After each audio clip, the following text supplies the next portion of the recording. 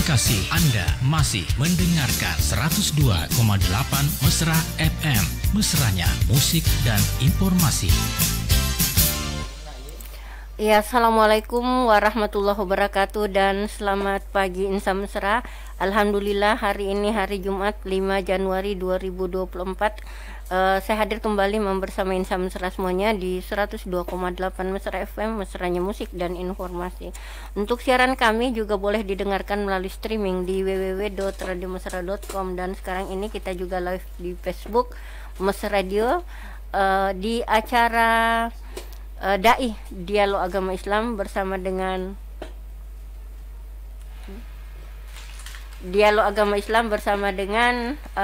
Bapak Ustaz Rosidin BAMA, Muhammad Rosidin BAMA. Beliau adalah alumnus Binoria University International Karachi, Pakistan. Beliau juga alumni dari pesantren Sirojul Muhlasin Payaman 2 Kerincing, Secang, Magelang, Jawa Tengah. Beliau juga adalah pemilik sanad hadis, kutubus sita dan lain-lain, dan beliau juga mengajar fikih, hadis, tafsir, nahwu saraf, tauhid dan lain-lain. Termasuk beliau juga ini adalah pembina tahfiz Mandua Parepare dan bergabung dengan teman-teman di KPK, Komunitas Pendakwah Keren Parepare. Dan seperti biasanya Insan Mesra, kita akan menemani Anda sampai pukul 11 siang hari nanti. Dan untuk materi hari ini yaitu part kedua, waktu-waktu yang dilarang untuk mengerjakan sholat koda, sholat bayar, sholat yang tertinggal dan ditinggal, dan seterusnya. Baik, kita efisienkan waktu kita. Saya mencoba menyapa beliau. Assalamualaikum Ustaz. Waalaikumsalam warahmatullahi wabarakatuh. Ya, apa kabar ini Ustaz? Alhamdulillah Rabbil Alamin. Insyaallah baik-baik saja. Insyaallah ya. Mudah-mudahan harapannya kita Ustaz, semua pendengar kita tetap dalam kondisi prima ya, sehat walafiat. Meskipun kondisi cuaca saat ini sepertinya mempengaruhi juga kondisi kesehatan sebagian orang, termasuk saya sendiri. Iya, Ustaz. Ya. Sekarang pukul 10.24 langsung saja dengan materi kita hari ini ya. Bismillahirrahmanirrahim. Assalamualaikum warahmatullahi wabarakatuh. Waalaikumsalam warahmatullahi wabarakatuh. Alhamdulillah Rabbil Alamin. Allahumma sholli ala Sayyidina Muhammad wa ala ali Sayyidina Muhammad. Insan Mesra dimanapun berada, segala puji hanya bagi Allah. Alhamdulillah. Salawat dan salam tetap tercurahkan kepada yang mulia baginda Nabi Muhammad sallallahu alaihi wasallam. Allahumma sholli ala Muhammad. Insan Mesra dimanapun berada, alhamdulillah kita berjumpa lagi pada Jumat pekan pertama di tahun yang baru. Semoga kita semuanya selalu dalam lindungan Allah Subhanahu wa taala dan selalu diberkahi oleh Allah Subhanahu wa taala dan sukses dunia maupun akhiratnya. Amin amin ya rabbal alamin. Baiklah Insan Mesra dimanapun berada, kita akan melanjutkan pembahasan selanjutnya. Dan kami ingatkan lagi, karena ini udah tahun-tahun dalam momen-momen politik. Politik seperlunya, dan bersahabat, bersaudara itu selama-lamanya. Kalau tidak saudara seagama, ya kita sama saudara negara, sesama negara, rukun, tentram, aman, damai. Silahkan pilih yang mana yang kita sukai, tanpa mencibir, tanpa memaki, tanpa mengolok-olok yang lainnya, semuanya. Yang terbaik, bismillah. Kalau itu menurut kita yang terbaik, coblos bismillah. Bismillah. Insyaallah. Insan Mesra dimanapun berada, kita akan melanjutkan pembahasannya itu pada Jumat sekarang, itu melanjutkan bagian kedua, waktu-waktu yang dilarang untuk mengerjakan sholat. Kemudian kalau cukup lagi waktunya, nanti pembahasan kodo-kodo sholat. Kodo itu apa? Yaitu membayar sholat yang tertinggal. Bismillahirrahmanirrahim. Sebelumnya kita sama-sama bersyahadat nasyhadu alla ilaha illallah wa nasyhadu anna muhammadar rasulullah. Sama-sama ke salawat Allahumma sholli ala sayyidina Muhammad, dan sama-sama istighfar nastaghfirullahal azim. Bismillahirrahmanirrahim. Al-awqatul manhiya anis sholati fiha. Waktu-waktu yang dilarang ataupun tidak dibolehkan atau diharamkan untuk melaksanakan sholat. Kemarin sudah sebagian, tapi ulangi lagi, yaitu waktu tulu isyamsi, ketika detik-detik terbitnya matahari sampai betul-betul meninggi, baru sejelas sudah, baru boleh. Kalau ketika detik-detik terbit, jangan sholat. Kemudian waktu gurubiha, kemudian ketika detik-detik terbenamnya matahari, detik-detik terbenam matahari jangan sholat. Sholat sunnah ya, sholat apa tidak boleh. Kalau kecuali kalau memang dia belum melaksanakan sholat asar, segera itu boleh. Kemudian waman laduna sholat subiha tatlu asyams, yaitu yang selanjutnya orang yang sudah melaksanakan sholat subuh. Kan kalau sudah sholat subuh nggak boleh sholat sunnah yang lainnya. Itu kalau sudah melaksanakan sholat, kalau belum sholat subuh, walaupun di masjid sudah ditunaikan sholat apa semua, karena kita belum sholat subuh ya sholat subuh. Gitu. Kemudian yang selanjutnya itu waktu zawal. Itu zawal itu kemarin sudah dibahas ketika matahari pas berposisi di tengah-tengah ataupun istiwa. Andaikan kita berdiri di luar, itu tidak ada bayang-bayang kesana kemari, itu namanya matahari pas berposisi istiwa tengah-tengah, itu tidak boleh dilakukan sholat apapun. Tapi kalau sudah bergeser sedikit, zawal sedikit saja, nanti kan ada bayang-bayang ke sini sedikit, itu sudah masuknya waktu duhur, boleh. Tapi ada pengecualian ini ketika istiwa, yaitu kecuali hari Jumat. Itu hari Jumat ini khusus, walaupun matahari posisi di tengah-tengah, walaupun zawal tetap boleh ketika hari Jumat. Yaitu hadisnya Nabi radhiyallahu anhu Nabi sallallahu bahwasanya dari Sayyidina Abu Hurairah dan bahwasanya Nabi sallallahu naha an salati nisfan nahari hatta tazula syamsu illa yaumul jum'ati. Rasulullah SAW melarang sholat ketika matahari berposisi di tengah-tengah kecuali di hari Jumat. Hadis riwayat Imam Abu Dawud nomor hadis 1083. Itu berarti kalau hari Jumat silahkan walaupun matahari berposisi di tengah-tengah, sholat apapun. Kenapa? Salah satu ininya alasannya wa alal adamul karuhiyati bi anna nu'asi yaglibu fi hadil awqati fa yuradu bin tanafuli khaufan min an taqadawul wudu'a. Yaitu kenapa?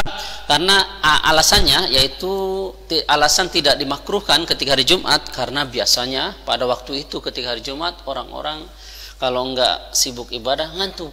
Ketika hari Jumat itu, ketika di masjid nunggu khotib, nunggu apa yang lain belum pada datang itu, maka lebih baik sholat sunnah itu. Dan juga kalau enggak kalau enggak sholat sunnah, nanti malah ada yang lain jalan-jalan melangkahi apa semua. Itu seperti itu.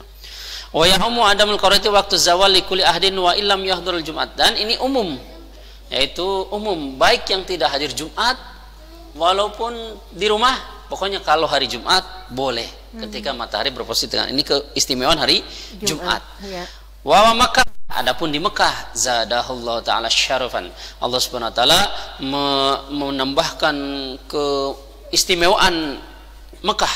Fala tukrahu, tidak dimakruhkan as-salatu fiha, salat di Mekah fi syai'in min hadhil awqati sawun as-salatu tawafi wa ghairiha ala sahih. Di Mekah itu mau sholat kapanpun, dimanapun, yang penting di Mekah, di Masjidil Haram, kapanpun, dimanapun, itu dalam keadaan pun boleh, tawaf kapan pun boleh. Liqauli Nabi SAW, karena Nabi SAW bersabda, yaitu la tamna'u hadan tofa bihadal baiti wa shalla ayata sa'atin sya'a minal laili aw naharin. Janganlah kalian mencegah orang yang bertawaf di sini, maksud di Masjidil Haram. Dan janganlah kalian mencegah orang yang tawaf ataupun sholat di sini, maksudnya di tanah haram, di Masjidil Haram di Mekah, di waktu kapanpun, siang ataupun malam. Hadis riwayat Imam Abu Dawud nomor hadis 1894, Imam Tirmidzi nomor hadis 868, Imam Nasai nomor hadis 575. Abu Dawud juga di hadis yang lain Abu Dawud 1668. Ini apa? Bahwasanya di Mekah itu tidak ada larangan. Khusus Mekah, silahkan datang kapanpun, mau habis maghrib, sebelum maghrib, mau terbenam matahari apa, tidak ada larangan. Tapi di selain Mekah ada waktu-waktu yang dilarang. Oh, ini selain di luar ini maka status ada waktu-waktu yang dilarang. Sementara kalau di Makkah sendiri maksudnya di Makkah khusus silahkan kapanpun. Di Makkah atau di area di Masjidil Haram silahkan. Kapanpun, dimanapun boleh semuanya. Iya, sebentar Ustaz, kita mencoba menyapa dulu teman-teman yang sudah mulai bergabung di Facebook. Terima kasih untuk Andi Purnawan Wawan. Assalamualaikum, mendengarkan mesra ya. Terima kasih Andi Purnawan Wawan ya. Sudah gabung di Facebook. Kemudian ada Ibu Hesti Kuswardani. Maaf Ustadz, mau bertanya tapi di luar tema bila ada yang mu'alaf tapi dia tidak menjalankan ajaran Islam, yang berdosa yang memu'alafkan dia atau dia sendiri? Ya, jadi Bapak Ibu yang dirahmati Allah Subhanahu wa taala, alhamdulillah memu'alafkan itu termasuk pahala besar juga. Nah, kami juga pernah itu memu'alafkan. Terus kalau nggak melaksanakan, bukan kita berarti dosa, bukan. Nah, yang jelas mereka yang nggak melaksanakan itu yang berdosa. Cuma kita ada kewajiban, walaupun bukan mu'alaf nih, ada orang yang nggak sholat, kita kasih tahu, tapi dengan cara baik. Kalau orangnya kesinggungan, dengan cara baik. Tapi kalau orang dekat, yang orangnya mudah bercandaan, ya silakan belak-belakan pun. Tapi kalau orangnya takut kesinggungan, ya dengan perlahan, dengan bahasa yang halus, dengan bahasa sindiran kah atau apa, itu pun pernah mu'alaf. Kalau dia tidak melaksanakan, nah ya, yang dosa bukan kita yang memu'alafkan, tapi dia sendiri. Tapi enak mu'alaf itu dihitungnya ketika kapan mu'alafnya. Kalau sekarang berarti bersih dari sekarang. Dia baru masuk Islam sekarang nih, udah nol seperti bayi dari sekarang, walaupun udah besar. Dosanya masih sedikit. Misalkan kemudian 60 tahun masuk baru mu'alaf, 60 ya, tahun iya, enggak, karena itu mu'alaf. Seperti itu. Kemudian apa kewajibannya bagi orang mu'alaf? Dia mengerjakan sholat. Kalau tidak bisa baca apa-apa, ya udah, yang dia bisa baca apa? Allah, Allah saja. Udah, ketika sholat bacanya Allah, Allah, Allah terus. Seperti itu saya, sambil berjalan, sambil menghafal surat Al-Fatihah, belajar tata cara sholat dan yang lainnya. Seperti itu. Gitu. Demikian jawaban Pak Ustadz untuk Ibu Esti Kuswardani. Silahkan yang lain yang ingin bertanya, kita tetap buka layanan 0853 9535 0907. Di luar materi juga insya Allah Pak Ustadz akan berusaha untuk menjawab pertanyaan-pertanyaan ini sama semuanya. Iya, kita berlanjut lagi Ustaz. Ya, tadi waktu-waktu yang dilarang sudah waktu dilarang sholat, tapi ini ada pengecualiannya ketika umpama terbenam nih. Kan waktu yang dilarang diantaranya ketika detik-detik terbenam matahari. Tapi kalau dia belum melaksanakan sholat asar, tetap sholat asar walaupun detik-detik terbenam matahari. Iya. Ataupun ketika detik-detik terbitnya matahari, kan nggak boleh melakukan sholat sunnah, sholat apa. Tapi kalau dia melakukan belum sholat subuh, tetap sholat subuh walaupun detik-detik terbit matahari. Kemudian selanjutnya qada'ul faraidi al-faitati fi awqatin nahi. Qada di waktu-waktu yang dilarang ini pun boleh. Kan tadi di antaranya waktu yang dilarang setelah sholat subuh, dia sudah sholat subuh, kan tidak boleh sholat sunnah, sholat yang lain. Ataupun setelah sholat asar nggak boleh sholat sunnah yang lain. Kemudian ketika detik-detik terbenam matahari, ketika detik-detik terbit matahari ataupun matahari berposisi di tengah-tengah istiwa, nggak boleh. Tapi itu kan diharamkan waktu-waktu yang diharamkan sholat. Tapi kalau dia untuk qada boleh. Kalau qada untuk boleh. Wa dhahaba limatu salatan Malik wa Syafi'i wa Ahmad ila zawazi qada'il faraidhi al-faitati fi jami' awqati nahyi wa ghairiha. Semua madhab ini, 3 madhab, Imam Malik, Imam Syafi'i, Imam Ahmad, itu dalam waktu-waktu yang dilarang, diharamkan sholat itu, tadi yang di atas, itu boleh melakukan qada sholat. Walaupun tak ada asalnya kan tidak boleh, tapi kalau qada boleh. Umpama kita sudah sholat subuh, sudah melaksanakan sholat subuh, kan nggak boleh melakukan sholat sunnah yang lainnya. Tapi kalau qada, terserah mau qada apapun, qada sholat asar kah, zuhur kah, qada sholat boleh. Kalau kodok sunat Ustaz bisa? Kodok sunnah, kalau kodok sunnah boleh juga kodok sholat sunnah. Dan kalau sunnah, kalau bagusnya itu di waktu-waktu yang dibolehkan saja. Kan kalau kodok kodok kewajiban itu kan karena mendesak karena kewajiban. Ya, karena ini kewajibannya. Karena kewajiban itu harus segera. Gitu. Kemudian yang selanjutnya yaitu idzatul asyamsu wa huwa fi sholati subuh. Ketika pas terbit matahari, dia dalam keadaan sholat subuh bagaimana? Dia sedang melaksanakan sholat subuh bagaimana?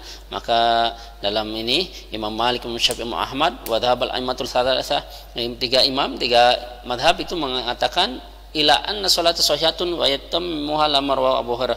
Maka sholatnya sah dan disempurnakan walaupun ketika sholat Allahu Akbar ternyata beberapa saat kemudian, beberapa detik kemudian matahari terbit.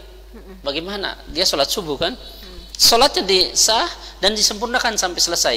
Bagaimana dalam hadis lama ruwiya Abi Hurairah radhiyallahu anhu an Nabi sallallahu alaihi wasallam annahu qala, yang diriwayatkan oleh Sayyidina Abu Hurairah dari Nabi sallallahu alaihi wasallam bahwasanya Nabi sallam bersabda, idza adraka ahadakum sajdatan min salatil asri qabla an taghruba asy-syamsu falyutimma salatahu. Wa idza adraka sajdatan min salati subhi qabla an tatlu asy-syamsu falyutimma salatahu. Ketika kalian mendapati sholat asar, ketika ditunaikan sholat asar, mendapati matahari terbenam, ketika detik terbenam, lanjutkan sholatnya sampai selesai. Kemudian ataupun ketika kalian sholat mendapati sholat baru sujud kah ataupun baru takbir kah, terserah, itu matahari detik-detik terbit. Sholat subuh, sholatnya sempurnakan, sah sholatnya gitu.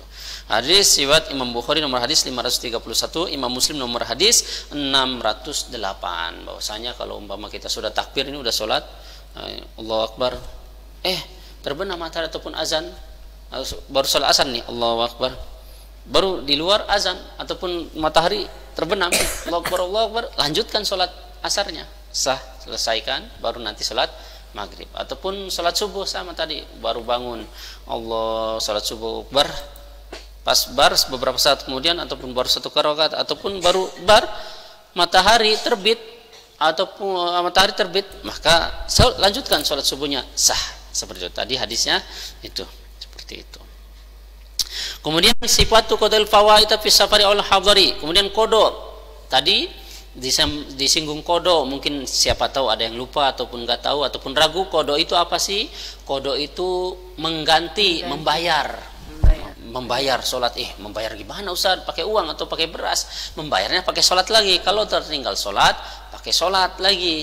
Kecuali ketika orang meninggal, ada hutang sholat, ada orang puasa, itu bayarnya pakai kafaroh, itu hukumnya. Tapi kalau kita masih hidup, kita mengkodo nih, kemarin tertinggal ini, sengaja nggak sengaja, pokoknya belum sholat isya ini, nanti kodo niatnya gimana? Ketika takbir Allahu Akbar, dalam hati niat saya sholat isya, kodo karena Allah Ta'ala, sudah itu kodo. Kemudian bagaimana sifat qadil fawaid? Sebentar Ustaz. Yeah. Kalau niatnya boleh nggak pakai bahasa Arab? Ya, boleh. Bahasa Arab kan sunnah itu ketika sebelum sholat, sunnahnya itu melafazkan sunnah. Tapi yang wajib dalam hati. Jadi jangan salahkan andaikan ada orang usolli fardhu dzuhri arba'atin. Boleh, karena apa? Melafazkan itu untuk menguatkan yang di hati. Tapi kalau dia tidak mau Arabnya, langsung Allahu Akbar dalam hati, ya boleh juga. Tapi kalau di dalam hati harus kalau di dalam hati bebas pakai bahasa apa saja. Tapi kalau diucapkan harus pakai bahasa Arab. Gitu. Seperti itu. Kodo. Kemudian sifatul qadil fawaid fi safar wal hadari. Kemudian kodo ketika safar ataupun ketika tidak safar, bagaimana? Ketika tidak bepergian dan ketika bepergian, bagaimana kodonya? Ketinggalan sholatnya itu tidak dilakukan sholatnya ketika bepergian, mau kodonya ketika tidak bepergian, ataupun sebaliknya, ketinggalannya tidak dalam safar, tidak dalam bepergian, tidak melaksanakan sholatnya, mau mengkodonya ketika bepergian, bagaimana? Ini ada cabangan-cabangan hukumnya. Itu diantaranya, yaitu maqala syafa inna syakka hal fatat fi safar awil hadari. Kalau bingung, ragu, ini saya beberapa hari yang lalu, kalau nggak salah 3 hari ke 4 hari meninggalkan sholat, ini berapa sholatnya, tapi meninggalkannya itu beberapa bulan yang lalu. Apakah ketika dalam perjalanan safar ataukah ketika berdiam di tempatnya? Bingung. Maka kalau seperti ini, maka melakukan kodonya itu tetap sempurna sholatnya. Sempurna 4, berarti nggak boleh diringkas. Kan kalau kalau tertinggal sholatnya dalam perjalanan safar, maka boleh diringkas jadi qashar, boleh 2 rakaat, nanti yang 4 jadi 2, boleh. Tapi kalau bingung, ini saya tertinggal sholatnya kemarin itu tidak ketika dalam perjalanan atau tidak ya, atau ketika di rumah atau ketika di kampung ya, kalau seperti ini maka tetap sempurnakan sholatnya menjadi 4 gitu. Wa fatat fis safari faqadaha fihi ay fis safari au fil hadari farbatu aqwal. Maka umpama mengkodo tinggal ataupun tidak melakukan sholatnya dalam perjalanan dalam safar, faqadaha fihi ay fis safari au fil hadari, maka mengkodonya, kalau mengkodonya ketika mengkodonya itu di dalam ketinggalan sholatnya dalam perjalanan, dalam safar, tidak mengerjakan sholatnya dalam safar, mengkodonya baik ketika safar ataupun baik ketika dalam perjalanan ataupun tidak dalam perjalanan, maka ada beberapa keterangan, yaitu diantaranya in qadhiya fis safari qasara wa ila fala. Kalau Mengkodonya ketika beperjalanan maka dikosor. Umpama ketinggalan sholatnya ketika beperjalanan. Oh, ketika saya ke mana nih? Ketika saya ke Jakarta. Ketika ke Jakarta mungkin enak pakai pesawat cepat. Dari sini andaikan, saya ketika ke Makassar ini dari Parepare mau ke Makassar. Kemarin itu saya tidak sholat zuhur sama asar.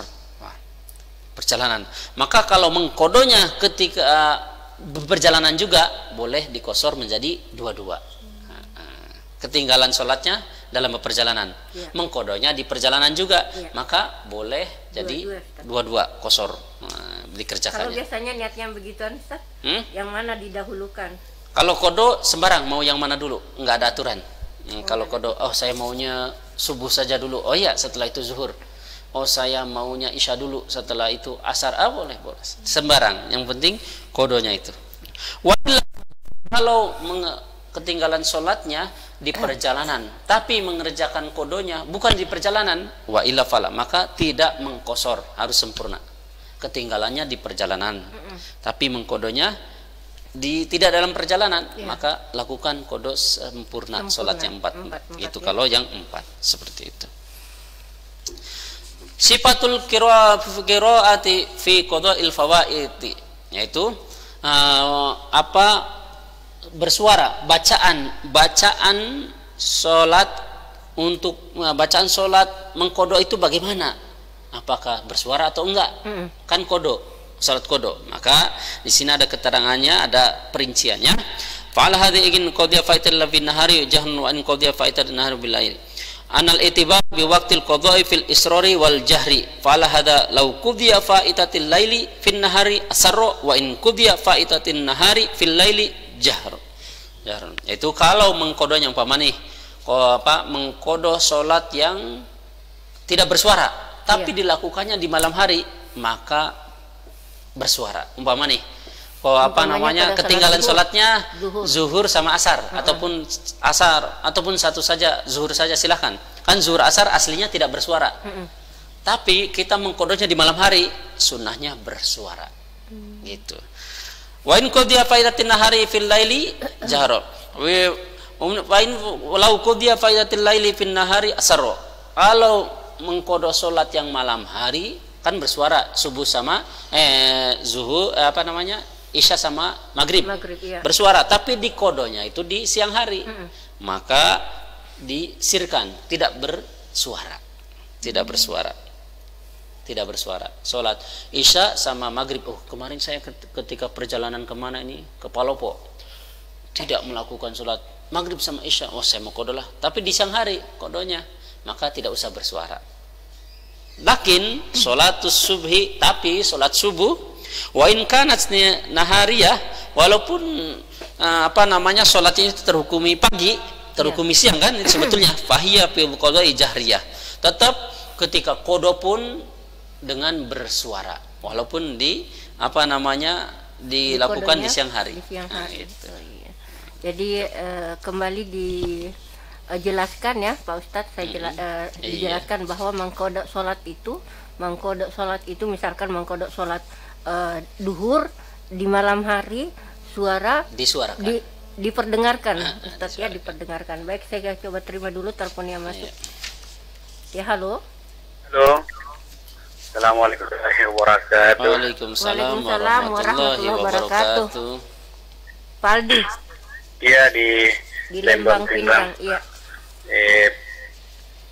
Pertanyaan ringan-ringan saja. Iya. Ini mengenai orang yang baca Al-Quran. Yang baca Al-Quran? Iya.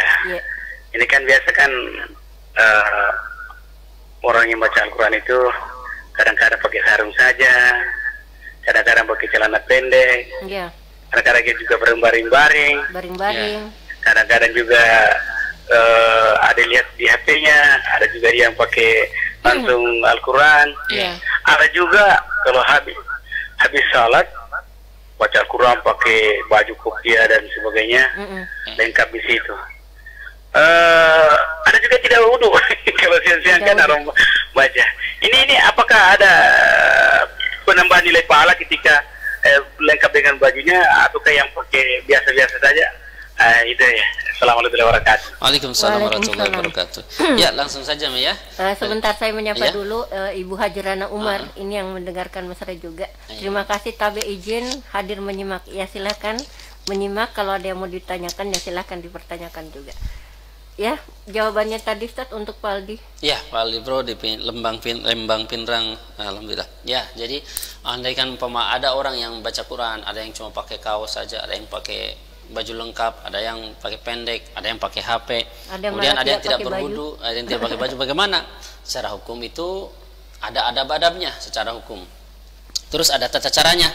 Yang kalau tidak kalau tidak punya wudu nggak boleh menyentuh, tapi baca Quran boleh.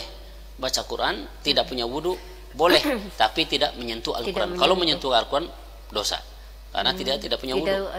La yamassu illal mutahharun, tidaklah memegang Al-Quran kecuali orang-orang yang suci. Kecuali orang-orang yang suci, ada wudu, terbebas daripada hadas kecil maupun besar. Kemudian tadi baca Quran kalau umpama tidak punya wudu boleh, tapi tidak menyentuh Al-Quran. Kemudian yang selanjutnya juga umpama pakai HP baca Quran, bagaimana yang lebih afdal? Yang lebih afdal langsung pakai mushaf langsung, yang afdalnya, kecuali terdesak ataupun apa, ya udah pakai itu enggak apa-apa. Tapi yang afdal mana? Pakai mushaf langsung Al-Qur'annya. Beratnya kita, repotnya kita bawa Al-Qur'an, beratnya kita megang Al-Qur'an, berpahala semua. Terus bagaimana yang enggak wudu sama wudu?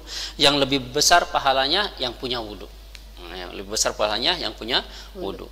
Kemudian cara bacanya bagaimana? Salah satu kesunahannya menghadap kiblat dalam keadaan duduk, di depannya tidak ada orang. Jangan sampai Al-Quran di belakangi, di punggungi, di depannya ada orang. Cari tempat yang tidak ada orangnya, di sebelah sini, sebelah tiang, sebelah apa, sebelah tembok, supaya tidak belakang. Terus kalau ada Al-Quran di bawah, ada yang ngaji di situ, jangan ada yang duduk di kursi, karena dia duduk di kursi di tempat tinggi, Al-Quran sedang di bawah dibaca. Itu. Terus kalau baca Quran jangan ditaruh di atas atas sarung kemaluan, taruh di paha, dijunjung tinggi. Itu dijunjung tinggi, dimuliakan. Ini bukan kertasnya loh, karena isi di dalam kertasnya itu ada kalamullah, harus dimuliakan. Coba kita desertasi ataupun makalah ataupun desertasi kita ataupun skripsi kita ditaruh di bawah, kita kesinggung nggak? Ada orang yang pakai tapi setelah itu di bawah, kita aja nggak mau, nggak terima, apalagi ini. Walaupun Allah nggak pasti, tapi ini bukan desertasi, ini bukan tulisan biasa, ini kalamullah, harus dimuliakan. Ada babnya tersendiri. Maka dalam kitab itu ada kitab Tibyan fi Ulumil Quran, ada Tibyan fi Adabil Quran. Tibyan ini tentang, ada dua, tentang seluk-beluk ilmu Al-Quran. Ada Tibyan fi Adabil Quran, tentang adab-adab Al-Quran. Membawa Al-Quran bukan seperti bawa botol seperti ini, ceng-ceng. Bukan jalan kote Al-Quran itu. Al-Quran itu kalamullah, dimuliakan dibawa seperti ini. Jangan dibawa nanti di jalan pakai tangan kiri ataupun pegang. Bukanya juga enggak sembarangan kayak buka majalah. Bukan dengan halus, dengan kanan, jangan tangan kiri untuk cebok. Dengan mulia bawanya ketika jalan, di sini ditinggikan. Ketika mengaji jamaah ataupun yasinan, itu sering terjadi tuh. Yasinan coba ditaruh di bawah. Itu bukan kertas biasa, itu di dalamnya ada kalamullah. Taruh di atas dos akuwakah, taruh di atas bantalkah, jangan di bawah. Jangan di bawah, bukan seperti kaki kita itu. Termasuk itu kalau di pangku juga, Ustaz. Iya, di pangku kalau bisa di atasnya dipakai pakai tangan ataupun di atasnya ada bantalnya, itu memuliakan. Kalau itu kita memuliakan Al-Quran, memuliakan kamu, pasti dapat pahala. Pasti nanti Allah beri ilmu yang yang tanpa proses belajar. Ada ilmu laduni, ada ilmu yang dengan belajar, kepahaman Al-Quran akan Allah pahamkan kepada dia. Nah, itu bagaimana doa kita mau dijabah. Yasinan taruh di bawah. Kemudian Al-Quran taruh di bawah. Jangan, itu bukan kertas biasa. Walaupun kertasnya andaikan sama seperti kertas koran, sama seperti kertas surat kabar, tapi yang di dalamnya itu bukan surat kabar, itu kabar Allah, itu kalamullah, harus dimuliakan, tempatnya tinggi bagaimana seperti itu. Kemudian dalam keadaan pakai kaos, boleh pakai kaos, tapi abdalnya bagaimana? Abdalnya pakai baju muslim, tapi kalau enggak kaos, ya lebih baik pakai kaos daripada telanjang. Terus celana bagaimana? Celana setiap mengapa? Tapi kalau bisa jangan celana pendek, karena aurat lelaki itu dari pusar sampai dengkul harus ditutupi. Itu jangan sampai baca Quran tapi pakai celana pendek. Kita santri-santri main bola kalau bisa, santri sama orang bukan santri harus dibedakan, harus tahu. Oh, saya santri nih, kalau main bola pun pakai celana yang tertutup dengkulnya. Nah, karena itu santri. Sebetulnya bukan santri aja, umat Islam yang merasa mengamalkan Islam, yang mau mengamalkan Islam, kalau laki-laki itu dengkul harus ditutup sampai pusar minimalnya. Andai kan bahasa kasar, silahkan mau telanjang, silahkan telanjang di depan umum pun. Yang penting pusar sampai dengkul harus tertutup. Itu karena aurat laki-laki dari pusar sampai dengkul. Seperti itu. Iya, ada pertanyaan ini masuk Ustadz dari Bu Hajirana. Saya baca dulu pertanyaannya. Bagaimana hukumnya sholat di akhir waktu, Pak Ustadz? Selalu menunda-nunda karena kesibukan dunia yang tidak ada habis-habisnya. Ya, ya boleh. Jadi Bapak Ibu yang dirahmati Allah Subhanahu Wa Taala, Ibu Hajaran Umar, ya terima kasih orang tua santri kami. Nah itu, jadi sebetulnya sholat itu tidak boleh menunda-nunda, tidak boleh nanti-nanti. Ya. Walaupun boleh dilakukan di akhir, tapi kita dapat dosa karena menunda-nunda waktu sholat. Gitu. Nggak apa-apa di akhir-akhir waktu, tapi kita dapat SP Indonesianya itu karena artinya nilai pahalanya juga beda. Iya, pahalanya beda. Kan sholat itu yang seabdul-abdulnya sholat, abdul sholati fi waktiha. Sholat abdulnya sholat itu pada waktunya, maksudnya di awal waktu. Saya pernah mendengarkan Ustaz, saya pernah mendengarkan bahwa kalau misalkan kita ini mau sholat, maksudnya sudah masuk waktu sholat duhur, sementara kita lapar juga, ini bagaimana Ustaz? Ya. Ada yang mengatakan bahwa dahulukan makan dulu baru sholat. Ya, bagus itu pertanyaan. Jadi dalam hadis riwayat Imam Bukhari, Imam Muslim, Bapak Ibu, ketika idza qadimat tu'ama wal yasha'a, idza qadimal asya'a wal yu'adzin, pokoknya kurang lebih gini hadisnya. Karena di dalam hadis riwayat Imam Bukhari, kebetulan hadisnya, kitab hadisnya nggak di bawah ini, kitab Sahih Bukhari, bab makan, bab sholat juga masuk juga. Ketika makanan sudah jadi, makanan datang, sholat mau ditunaikan, bagaimana? Azan isya bagaimana? Mana yang dahulukan? Lihat, kalau waktunya lama, kalau waktunya masih panjang, kalau dia sudah lapar, makan dulu. Karena nanti ingat gitu. Kemudian kalau waktunya pendek, walaupun lapar, ya ambil aja sedikit, terus minum, segera sholat dulu, baru setelah itu makan.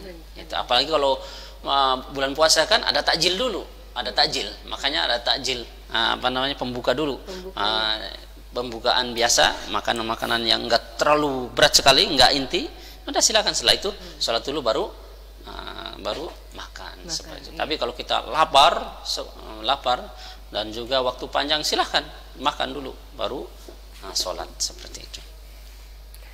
Ustaz, kembali kita ke itu. Iya. Soal bacaan Al-Quran tadi ya. Bacaan Al-Quran, ya. Beda mana Ustaz kalau misalkan baca dengan menghafal? Biasanya kan begini, saya biasanya kan ada surah yang betul-betul sudah saya hafal, habis maghrib saya biasa baca. Tapi kalau misalkan nih saya lagi sakit, nggak bisa baca, tapi cuman baca doang dalam hati, karena ini sudah dihafal ini. Bagaimana itu Ustaz? Iya, berpahala semua. Itulah indahnya Al-Quran, Bapak Ibu dimanapun berada, dengan membaca, melihat pahala melihat Al-Quran, berpahala juga, menambah ketajaman penglihatan kita. Kemudian tidak akan cepat sakit mata, tidak akan cepat matanya rabun kalau kita sering baca Al-Quran. Itu keindahan Al-Quran, itu keberkahan daripada Al-Quran. Kemudian melihatnya berpahala, membawanya, menentengnya ataupun memegangnya berpahala. Kemudian menyuarakan juga berpahala. Hatinya juga ingat kepada Allah, ingat kepada bacaan Al-Quran, berpahala. Banyak sekali pahalanya. Terus kalau umpama kita di hati bagaimana? Boleh juga di dalam hati. Tapi pahalanya lebih besar orang yang melafazkan juga, melafazkan. Terus kalau cuma hafalan saja, kan itu baca Quran juga karena sudah hafal, itu pun termasuk baca. Tapi pahalanya lebih besar mana?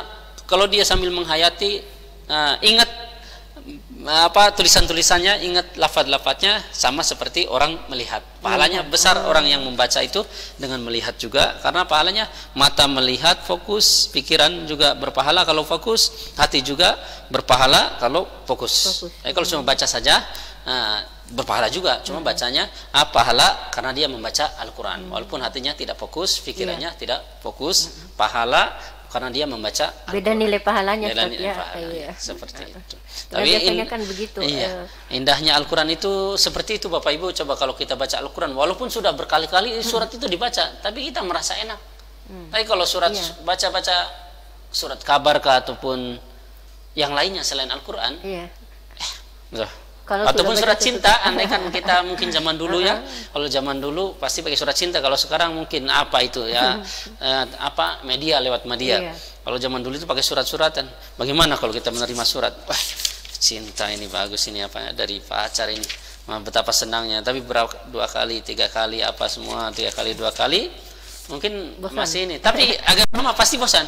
Bosan. Tapi Al-Quran, coba Bapak Ibu, hebatnya Al-Quran, kuasanya Allah, keberkahnya Al-Quran, hebatnya. Tidak ada rasa bosan. Tidak ada rasa bosan. Berapa kali kita dengar imam, walaupun di masjid itu suratnya alam taro lagi, pasti kita tidak merasa jijik, nggak merasa ini indah dengarkan. Apalagi kalau dengan menghayati, kita akan merasa senang dalam apa namanya hati itu, merasa sejuk kalau tahu artinya ataupun menghayati seperti itu. Ternyata banyak kelebihan yang ada di dalamnya, Ustaz ya. Iya. Untuk pembahasan kita hari ini, Ustaz, sudah dulu, nanti besok berarti kodo masih ada lanjutannya, pembahasan kodo berarti masih fokus di bab kodo. Dan nanti kalau bab kodo nanti cukup, maka bab azan, awal mula azan itu bagaimana, terjadinya awal mula azan itu bagaimana, dan seterusnya. Insan mesra semuanya, kita masih ada waktu, sepertinya waktunya tinggal 2 menit lagi nih Ustaz ya. Mengundang insan mesra di layanan telepon sepertinya sudah tidak bisa lagi karena waktunya juga sudah mepet. Terima kasih untuk insan mesra yang sudah bergabung di Facebook. Terima kasih juga Pak Aldi Bro yang sudah gabung di layanan telepon kita.